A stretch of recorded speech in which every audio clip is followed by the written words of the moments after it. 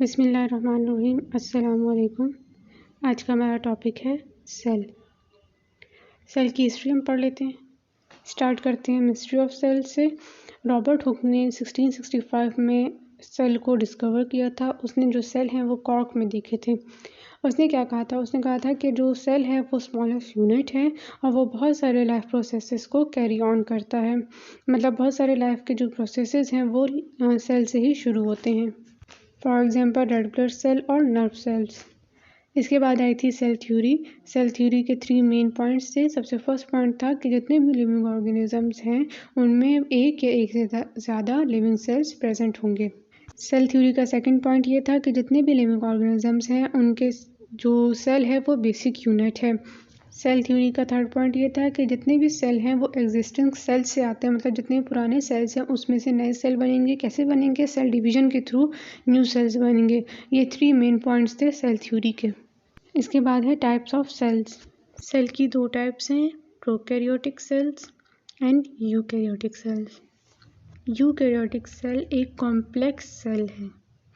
बात अभी आती है कि ये कॉम्प्लेक्स सेल कैसे है। तो इसको कॉम्प्लेक्स बहुत सारी चीज़ें बनाती हैं, तो उनके बहुत सारे पॉइंट है। नंबर 1 पॉइंट ये है कि जो इनका डीएनए है वो न्यूक्लियस में प्रेजेंट होता है। मतलब एक ऑर्गेनल के अंदर जो इनका डीएनए है वो प्रेजेंट होता है। सेकंड पॉइंट इनका ये है कि जितने भी ऑर्गेनल्स हैं यूकैरियोट्स के वो मेम्ब्रेन बाउंडेड होते हैं। उनके आसपास एक मेम्ब्रेन होती है।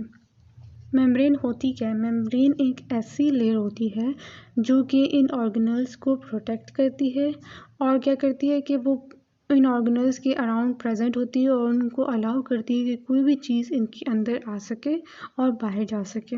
सेल मेम्ब्रेन की एग्जांपल के लिए हम देखते हैं माइटोकॉन्ड्रिया को। माइटोकॉन्ड्रिया एक ऑर्गेनल है जो कि मेम्ब्रेन बाउंडेड ऑर्गेनल है। Mitochondria power house of the cell है।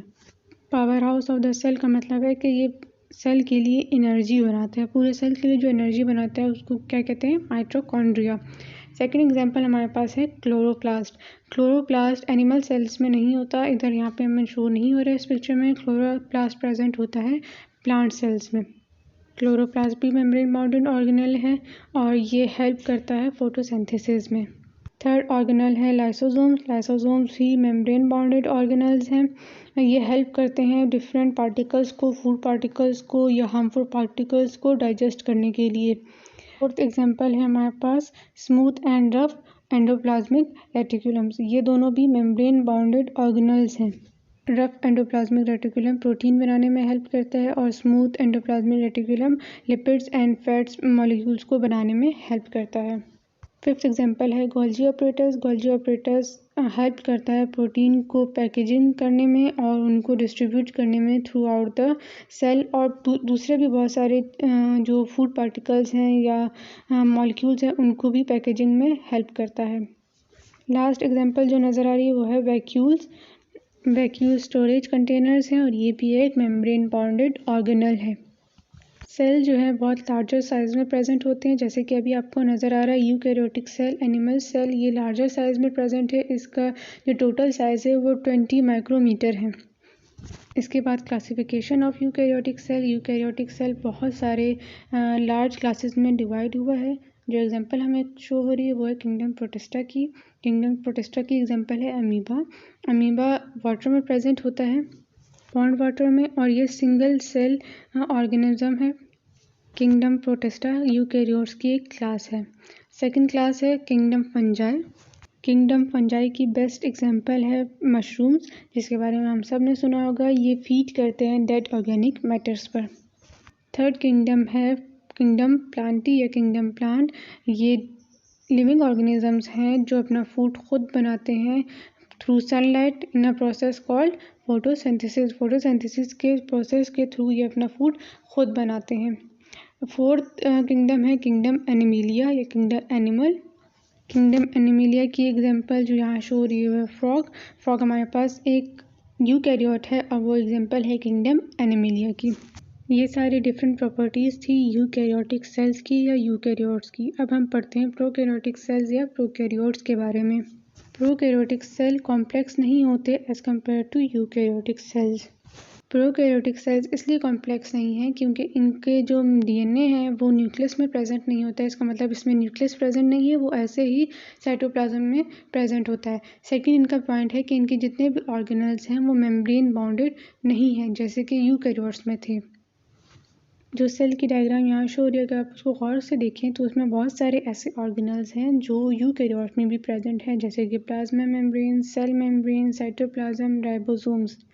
लेकिन इनमें बहुत सारे ऐसे भी ऑर्गेनल्स हैं जो नहीं प्रेजेंट, जो यूकैरियोट में प्रेजेंट थे जैसे कि vacuole, Golgi apparatus, chloroplast, endoplasmic reticulum, ये सब इसमें प्रेजेंट नहीं है।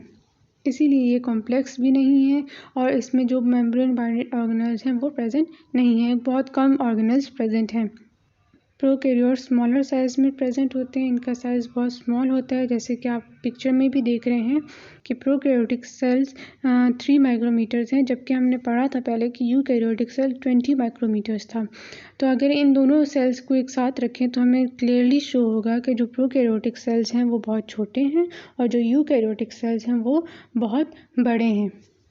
अगर हम क्लासिफिकेशन देखें तो टोटल 6 किंगडम्स थे, जिनमें से 4 एनिमिलिया, प्लांटी, फंजाई और प्रोटिस्टा यूकैरियोट्स थे। तो बाकी जो 2 बच गए, यू बैक्टीरिया और आर्के बैक्टीरिया, ये क्या है हमारे पास प्रोकैरियोट्स हैं।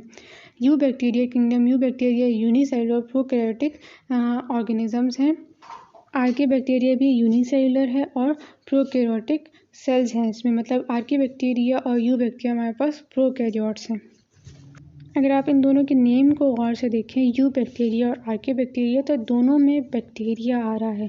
तो इसी से ही हम अंदाज़ा लगा सकते हैं कि जितने भी प्रोकैरियोट्स हैं उनको हम बैक्टीरिया कह सकते हैं। मतलब जितने भी प्रोकैरियोट्स हैं वो बैक्टीरिया होंगे। बैक्टीरिया की डिफरेंट क्लासेस होंगी। प्रोकैरियोट्स और यूकैरियोट्स की सिमिलैरिटीज़ देख लेते हैं।